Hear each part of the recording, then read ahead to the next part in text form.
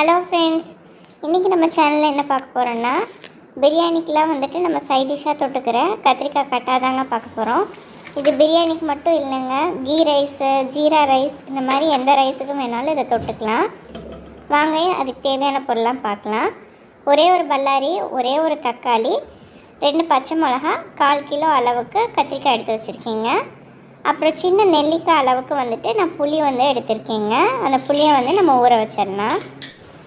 அதுக்கு வந்துட்டு நம்ம ஃபஸ்ட்டு வந்துட்டு நடக்கல்ல 1 டீஸ்பூன் அளவுக்கு போட்டு லைட்டாக வறுத்துக்கலாங்க.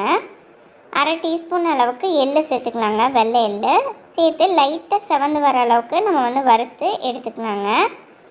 இப்போ இது எல்லாத்தையும் அரைக்கணும்.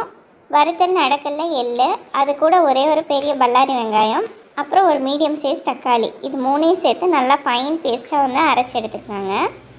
இப்போ நம்ம கட்டா செய்ய ஆரம்பிச்சிடலாங்க. ஒரு 3 டேபிள் ஸ்பூன் அளவுக்கு நல்லெண்ணெய் எடுத்துக்கலாங்க. கண்டிப்பாக நல்லெண்ணெய் தான் சேர்க்கணும். அது கூட 1/4 டீஸ்பூன் அளவுக்கு கடுகு சேர்த்து பொரிய விட்டுடலாங்க. அதுக்கப்புறமா ஒரு 5-6 மிளகு, ஒரு 10 வெந்தயம், கொஞ்சம் கருவேப்பிலை சேர்த்து பொரிய விட்டுடலாங்க. இப்போ அந்த எண்ணெயிலே நான் கத்திரிக்காய் கட் பண்ணி வச்சுருக்கேங்க. அது எல்லாத்தையும் சேர்த்துடலாம். இப்போ பாருங்கள், இந்த கத்திரிக்காய் நான் 2ஆக கட் பண்ணி உள்ளே எதுவும் பூச்சி இருக்கான்னு பார்த்துட்டு நான் சேர்த்துக்கிறேங்க. இது நான் பெரிய கத்திரிக்காய் இருக்கிறதுனால 2ஆக கட் பண்ணி போட்டு நல்லா வதக்கிக்கிறேங்க. இப்போ இந்த அளவுக்கு நல்லா செவந்து வதங்கி வந்தால் தாங்க கத்திரிக்காய் கசப்பு இல்லாமல் இருக்கும். இப்போ இந்த அளவுக்கு வதங்கி வர விட்டு நம்ம மூடி போட்டு லோ ஃப்ளேமில் ஒரு 5 மினிட்ஸ் வேக வச்சிடலாங்க.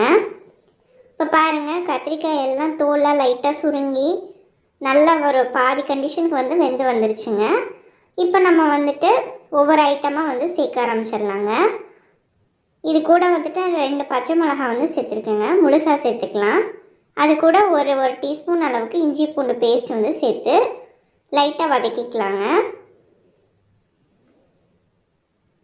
இந்த எண்ணெயிலே பாதி அளவுக்கு கத்திரிக்காய் வெந்தாதாங்க கசப்பு இல்லாமல் நல்லா டேஸ்ட்டாக இருக்கும். அதுக்காக தான் அந்த மாதிரி சேர்க்குறோம்.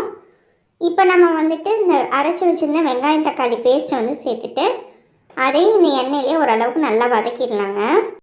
இப்போ இது கூட 1/4 டீஸ்பூன் அளவுக்கு மஞ்சள் தூள், 1/2 டீஸ்பூன் அளவுக்கு மிளகாய் தூள், 1/4 டீஸ்பூன் அளவுக்கு மல்லித்தூள் சேர்த்துக்கலாங்க. இதுக்கு மசாலா போட்டு இவ்வளோதாங்க. இது இப்போ எல்லாத்தையும் நல்லா கலந்து விட்டுடலாங்க. இது ஒரு 2 செகண்ட்ஸ் இந்த மசாலாவோட கலந்து இருக்கட்டும். இப்போ நம்ம புளி கரைச்சி வச்சுருக்கோம் இல்லைங்களா, ஒரு சின்ன நெல்லிக்காய் அளவுக்கு அந்த புளியும் சேர்த்துடலாங்க. இந்த மசாலாவுக்கு தேவையான அளவுக்கு நான் உப்பு சேர்த்துக்கிறேங்க. இப்போ இது எல்லாத்தையும் நல்லா கலந்து விட்டுட்டு மூடி வச்சிடலாங்க. இந்த புளி தண்ணியிலே இந்த கத்திரிக்காய் மீதி பாதி அளவுக்கு நல்லா வெந்து வரணுங்க. இப்போ 5 மினிட்ஸ் ஆயிடுச்சு. நம்ம ஓப்பன் பண்ணி பார்க்கலாங்க. இப்போ பாருங்கள், கத்திரிக்காய் நல்லா வெந்து அந்த எண்ணெயெல்லாம் பிரிஞ்சு சூப்பராக வந்துருச்சுங்க. இதை நீங்கள் 2-3 நாளைக்கு வச்சுக்கிட்டிங்கனாலும் அப்படியே கெடாமல் சூப்பராக இருக்குங்க. இப்போ இதில் கடைசியாக ஒரு 1/4 டீஸ்பூன் அளவுக்கு நாட்டு சர்க்கரையோ வெல்லமோ சேர்த்துக்கலாங்க. கண்டிப்பாக சேர்ப்பாங்க. சேர்த்தா தான் டேஸ்ட் நல்லாயிருக்கும். இது பிரியாணிக்கு ரொம்ப சூப்பராக இருக்குங்க. நம்ம ரொம்ப ஈஸியாக செஞ்சிடலாம்.